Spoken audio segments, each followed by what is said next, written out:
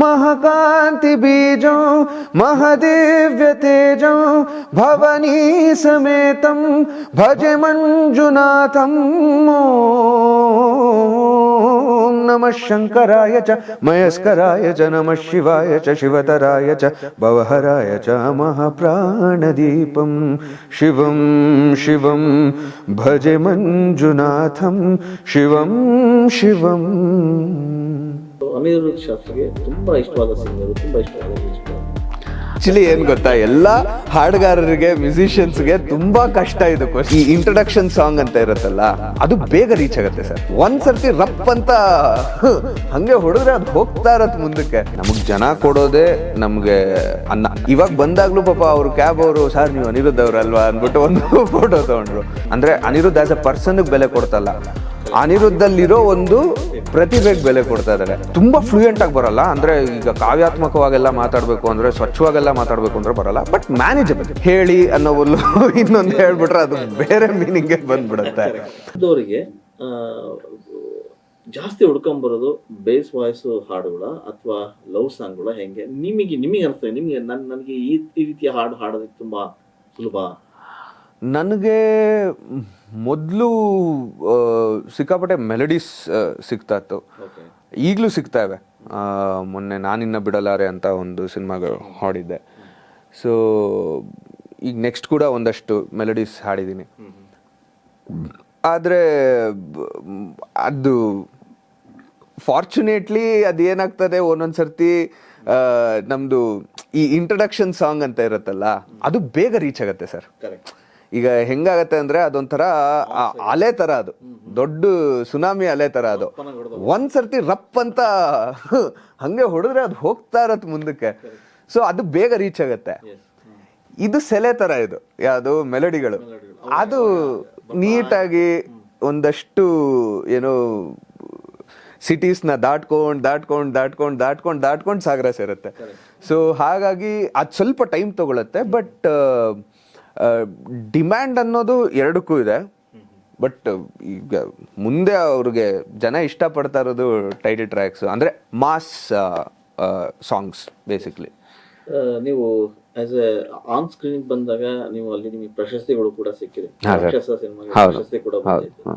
So ಇಂಥ ಹಾಡು ಹಾಡುವಾಗ ಅದಕ್ಕೆ ನಿಮಗೆ ಸಿಕ್ಕಂತ ಪುರಸ್ಕಾರಗಳು? ಈಗ ಸದ್ಯಕ್ಕೆ ಯಾವುದು ಅಂದ್ರೆ, ನಂಗೆ ಸೈಮಾ ಆಗ್ಲಿ ಫಿಲ್ಮ್ ಫೇರ್ ಆಗ್ಲಿ ಆ ಥರದ್ದು ಯಾವುದು ಸಿಕ್ಕಿಲ್ಲ. ಗೊತ್ತಿಲ್ಲ ಮುಂದೆ ಸಿಗ್ಬೋದು ಅಂತ. ಕೆಲಸ ಅಂತೂ ನಿರಂತರವಾಗಿ ಮಾಡ್ತಾ ಇದ್ದೀನಿ ಅಷ್ಟೇ ಸರ್. ಅಂದ್ರೆ see, with all due respect, ನಮಗ್ ಜನ ಕೊಡೋದೇ ನಮ್ಗೆ ಅನ್ನ. ಅವ್ರು ಕೇಳೋವರೆಗೂ ನಾವು ಬದುಕಿರ್ತೀವಿ ಸರ್. ಇವಾಗ ನನ್ನ ಪ್ರಕಾರ ಸರ್, ನನಗೆ ಬೇರೆ ಕಡೆ ಇಲ್ಲಿ ಯಾವಾಗ ಹೋದಾಗ್ಲೂ, ಇವಾಗ ಬಂದಾಗ್ಲೂ ಪಾಪ ಅವರು ಕ್ಯಾಬ್ ಅವರು, ಸರ್ ನೀವು ಅನಿರುದ್ಧ್ ಅವ್ರಲ್ವಾ ಅನ್ಬಿಟ್ಟು ಒಂದು ಫೋಟೋ ತಗೊಂಡ್ರು. ಸೊ ಅದು ಒಂದು ಏನಾಗತ್ತೆ ಅಂದ್ರೆ, ಅವರು ನಮಗ್ ಬೆಲೆ ಕೊಡೋದಲ್ಲ ಸರ್. ಅಂದ್ರೆ ಅನಿರುದ್ಧ್ ಆಸ್ ಅ ಪರ್ಸನ್ಗೆ ಬೆಲೆ ಕೊಡ್ತಲ್ಲ, ಅನಿರುದ್ಧಲ್ಲಿರೋ ಒಂದು ಪ್ರತಿಭೆಗೆ ಬೆಲೆ ಕೊಡ್ತಾ ಇದಾರೆ. ಆ ಪ್ರತಿಭೆ ನಾನು ಉಳಿಸ್ಕೊಂಡಷ್ಟು ನಾನು ಅವ್ರ ಮನ್ಸಲ್ಲಿ ಇರ್ತೀನಿ.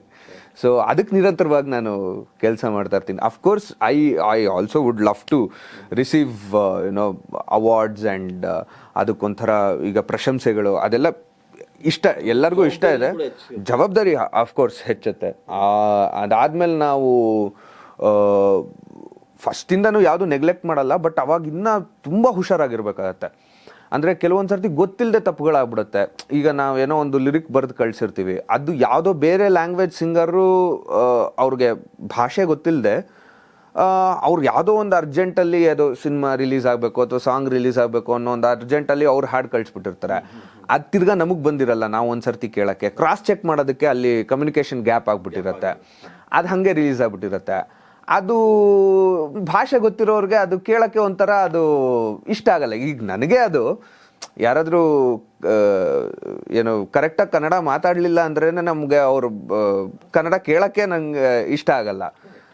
ನಿಮಗೆ ಗೊತ್ತಿರೋ ಭಾಷೆ ಮಾತಾಡಪ್ಪ ಕಂಫರ್ಟಾಗಿ ಅಂತ ಹೇಳ್ತೀವಿ, ಬಟ್ ಕನ್ನಡ ಕಲೀರಿ ಅಂತ ಹೇಳ್ತೀವಿ. ಆದರೆ ಅದು ಒಂಥರ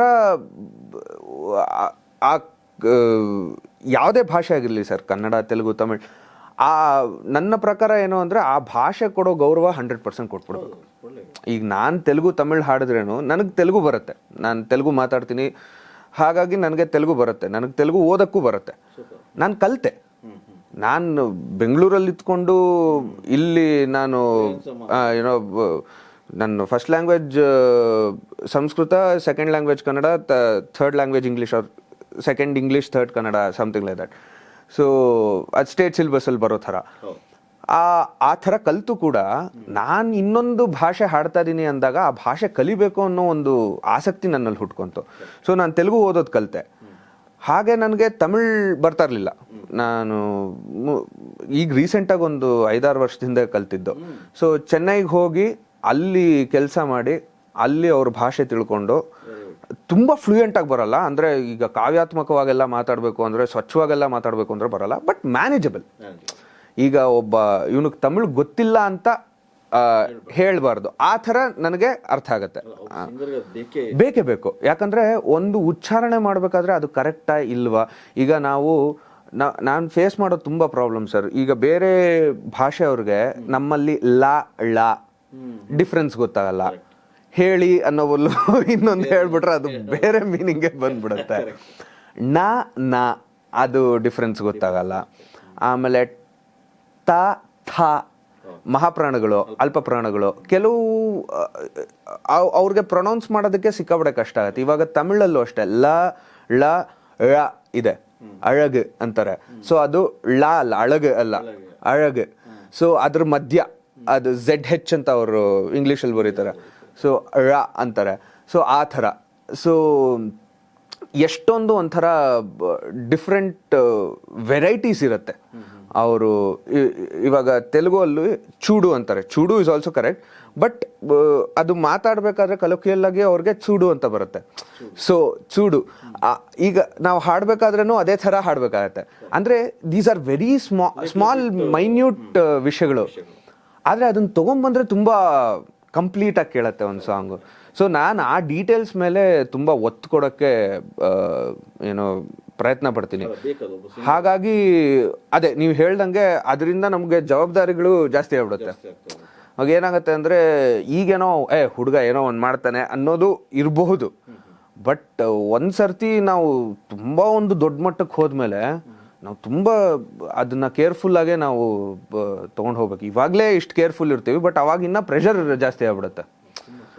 ಅವಾಗ ಏನು ನಾವು ಆ ಸೈಡ್ ಈ ಸೈಡು ಹೆಜ್ಜೆ ಇಡೋಕ್ಕೂ ಆಗಲ್ಲ. ಆ ಥರ ಒಂದು ಕಟ್ನಿಟ್ಟು ಪರಿಸ್ಥಿತಿಯಲ್ಲಿ ನಾವು ಕೆಲಸ ಮಾಡಬೇಕಾಗುತ್ತೆ. But it's all on the ಗೋ.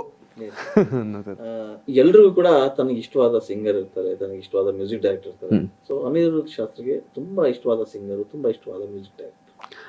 ನನಗೆ ಇಷ್ಟವಾದ ಮ್ಯೂಸಿಕ್ ಡೈರೆಕ್ಟರ್ಸ್ ಸರ್, ಇದು ಆಕ್ಚುಲಿ ಏನ್ ಗೊತ್ತಾ, ಎಲ್ಲ ಹಾಡುಗಾರರಿಗೆ ಮ್ಯೂಸಿಷಿಯನ್ಸ್ಗೆ ತುಂಬಾ ಕಷ್ಟ ಇದು ಕ್ವಶನ್.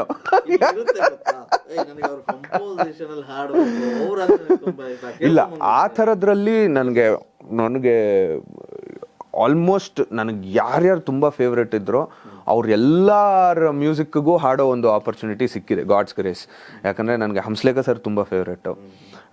ನಾನು ಫಸ್ಟ್ ಸ್ಟೇಜ್ ಮೇಲೆ ಹಾಡಿದ್ದು ಹಾಡೇ ಅವರ ಕಂಪೋಸಿಷನ್, ಮಹಾಪ್ರಾಣ ದೀಪಂ ಅಂತ, ಶ್ರೀ ಮಂಜುನಾಥ ಸಿನಿಮಾದು. It's 6 minutes breathless song. ಅದು ಶಂಕರ್ ಮಹಾದೇವನ್ ಅವ್ರು ಹಾಡಿರೋದು. ನಾನದು ಶೋರ್ ಸರ್.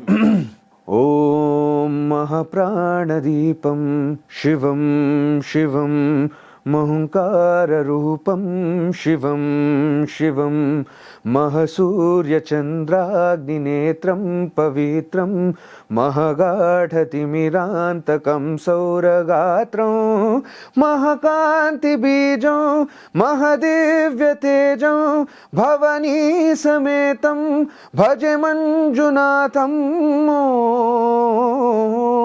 ಓಂ ನಮಃ ಶಂಕರಾಯ ಚ ಮಯಸ್ಕರಾಯ ಚ ನಮಃ ಶಿವಾಯ ಚ ಶಿವತರಾಯ ಚ ಭವಹರಾಯ ಚ ಮಹಾಪ್ರಾಣದೀಪಂ ಶಿವಂ ಶಿವಂ ಭಜೆ ಮಂಜುನಾಥಂ ಶಿವಂ ಶಿವಂ. ಕೇಳಕ್ಕೆ ಎಷ್ಟು ಕಂಪೋಸಿಷನ್ ಹೆಂಗಿದೆ, ಅದಕ್ಕೆ ಅವ್ರು ಇಷ್ಟ ಆಗೋದು. ಅಯ್ಯೋ ಸರ್, ಅವರು ಎಲ್ಲ ಥರ ಕಂಪೋಸ್ ಮಾಡ್ಬಿಟ್ಟಿದ್ದಾರೆ ಸರ್. ನಿಮಗೆ ಮಾಸ್ ಸಾಂಗ್ ಬೇಕಾ, ಮಾಸ್ ಸಾಂಗ್ ಮಾಡಿದ್ದಾರೆ. ಲವ್ ಸಾಂಗ್ ಬೇಕಾ ಲವ್ ಸಾಂಗು, ಡಿವೋಷನಲ್ ಬೇಕಾ ಡಿವೋಷನಲ್ಲು, ಕನ್ನಡದ ಬಗ್ಗೆ ಆಂಥಮ್ ಬೇಕಾ, ಇದುವರೆಗೂ ನಾವು ಎಲ್ಲ ಕಾರ್ಯಕ್ರಮಗಳಲ್ಲೂ ಆ ಒಂದು ಹಾಡಿಲ್ಲ ಅಂದ್ರೆ ನಾವು ಮುಗಿಸೋದೇ ಇಲ್ವಲ್ಲ. ಹುಟ್ಟಿದರೆ ಕನ್ನಡ ನಾಡಲ್ಲಿ ಹುಟ್ಟಬೇಕು, ಅದಕ್ಕಿಂತ ನಮ್ಗೆ ಅಂಡ್ ಅವ್ರದ್ದು ಒಂದು ಗ್ರೇಟ್ನೆಸ್. ಎಲ್ಲ ಸಾಲುಗಳು ಅವ್ರದ್ದೇ, ಕಂಪೋಸಿಷನ್ ಅವ್ರದ್ದೇ, ಅರೇಂಜ್ಮೆಂಟ್ಸ್ ಅವ್ರದ್ದೇ. ಅದು ಏನೋ ಒಂದು ಜ್ಞಾನ ಭಂಡಾರ ಸರ್ ಅದು.